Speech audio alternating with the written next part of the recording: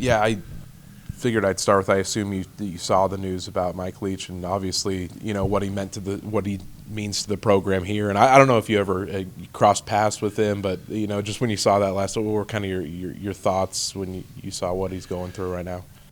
I know Coach Leach means a lot to a lot of people in this building and a lot of Cougs everywhere. And, right now we're with heavy hearts. I'm praying for a recovery and, praying for his health and his family and all of his loved ones. And, I think as a coach, your impact, in times like this when there's so many people that are pulling for you. There's so many people that his reach has touched, and he's obviously unique. I know you listen to the stories and you learn a lot about him.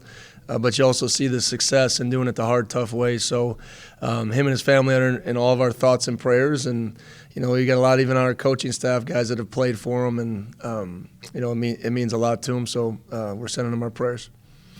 Could you kind of walk me through the schedule, the bowl week events and stuff that you guys got scheduled and the fun stuff you'll be doing? Yeah, I know, and it is. I'm glad it is fun. There is a lot of joy. We've talked about it a lot. We've earned this opportunity. I always feel like it's another opportunity for team bonding and team connections because you get to take the whole team.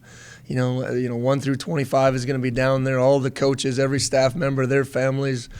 So we like to get to business in the morning, meetings, practice, all that stuff out of the way. And then in the afternoon, one day the guys are going to Universal Studios.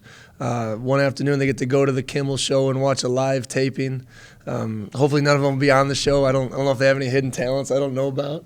And then at nights they get some time on their own. So I know what I've heard is a first-class bowl game where they take care of you really well. We're going to be on Long Beach and just excited to spend some time away from Pullman and, to kind of finish and cap our season and do it together. I think that's what the Sun Bowl taught me last year, just how much of a team bonding experience it can be when you get your guys out of the building and you get them around each other.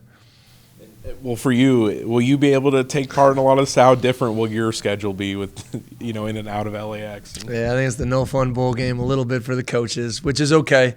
It's been a whirlwind to get prepared for this game. It's been a whirlwind to kind of balance the recruiting side of it. But every night we'll be in homes. We'll be all over the West Coast after practice, and just really thankful we're actually in LA, so we have a world-class airport to get in and out of and many options to get everywhere we need to have a great signing day. Along with Smithson and Farrell, do you know kind of who the other two wide receivers you'll be starting out with? Yeah, Lincoln right Victor. I mean, Lincoln's, obviously has tons of experience, tons of energy, and can be a great playmaker for us in this offense. And his progression as the season went on has gotten more comfortable to being in the outside. Orion Peters, definitely you've seen him at times and in spurts of what he can do. You're going to see him in that full-time role, and Zion Nunley will be bouncing back and forth on the outside, kind of playing both positions. So go a little bit more of a three-man rotation, really at each position. What is it about Haener that makes him so effective as a quarterback? Like, the skills that he has. Yeah, an elite pocket passer. I think that's the skill set that leads to all the success that he's going to have at the next level, to stand in there and to make all the throws when people are in your face. He navigates really well, and he has that quick release. It reminds me a little bit of Cam in that way, where the ball comes out so fast once he makes a decision. A great RPO thrower, but can sit back in the pocket and knows when to drive the ball, knows when to put touch on it. So obviously when he's out there, their record is extremely strong. With the Fresno offense, how similar is what Kirby Moore is doing to what DeBoer did there? Is it? I think you see some similarities, but it's not the same. I think Washington was a little bit more aggressive in the play-action pass game, really on every down, where I think they're a little bit more run-pass option-oriented on early downs. So third down, you see a lot of similarities. The formational movements and adjustments and those type of things that they try to get you off balance with are the same. So that week did help us prepare for what we're going to see at Fresno. In terms of their defense, too, it seems like they have pretty good numbers, but a lot of the teams in the Mountain West have sort of similar numbers. So what does it seem like Fresno's kind of strength on defense is, and is it kind of those low-scoring or good-scoring defenses that kind of? I just think that's that league. It's a little less high-powered offense scoring and more physical, pounded-out defensive-type style teams. So I've been in that league for 3 years and know to win that league, you can compete at pretty much the highest level of the Pac-12. I believe that, and that's what they've done. But up front, they look like the guys in our league, and they're physical and they're fast and they're aggressive and they're not giving up big plays. You want to be a good defense. You want to give up only 20 points a game. You don't give up the big plays, and I think that's what they've done so far this year. How have you seen your team leaders and captains kind of handle the craziness of the past couple of weeks, and what are they kind of telling their teammates? Well, when things started shuffling around, we talked about putting a stake in the ground, and you got to stand for something. And I think that's important, and you stand for each other most importantly.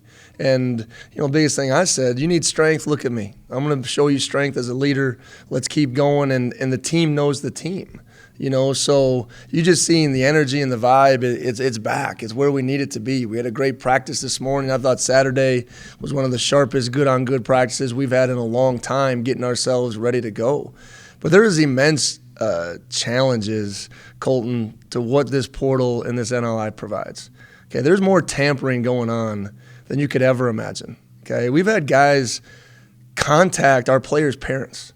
We had a coach from another school contact one of our players and offer him NIL, a coach. Okay, so there's more things going on behind the scenes that you can't even imagine. You can't even imagine the things that are happening right now to try to pry our players away from this place. Okay, and it's stunning. It's amazing. It's the new thing that, I guess comes with this portal transformation. But it's not right. And who's going to regulate it? Who's regulating this stuff?